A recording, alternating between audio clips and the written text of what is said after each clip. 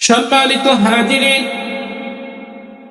আজকের আলোচনার বিষয় হলো এক মুসলমানের প্রতি অন্য মুসলমানের 6টি হক রয়েছে।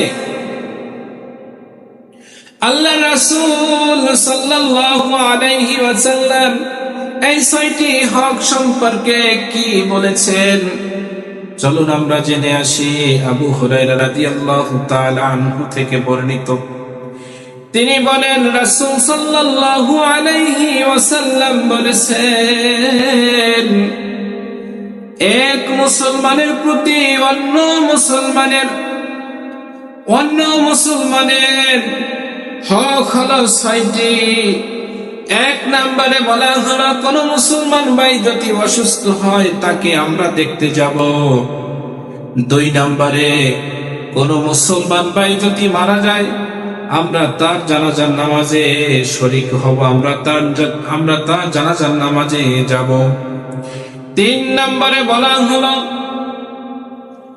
কোন মুসলমান ভাই যদি আপনাকে ডাকে তার ডাকে সাড়া দিবেন।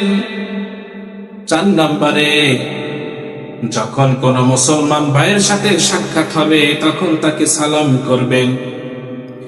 5 নম্বরে বলা হলো, কোন মুসলমান ভাই যদি আপনার পাশে বসে হাসি দেয় আপনি জবাবে দোয়া করবেন।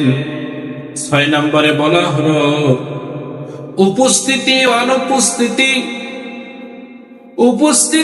অনুপস্থিতি সকল মুসলমানের জন্য কল্যাণ কামনা করব।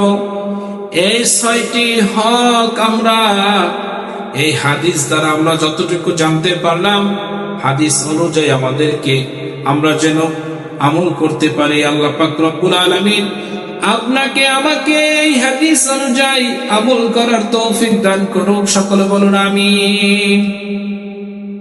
আমরা ইসলামের স্বার্থে এই ভিডিওটি শেয়ার করে আমরা সবাইকে দেখা এবং আমল করতে পারে যেন আমরা সুযোগ করে দেব।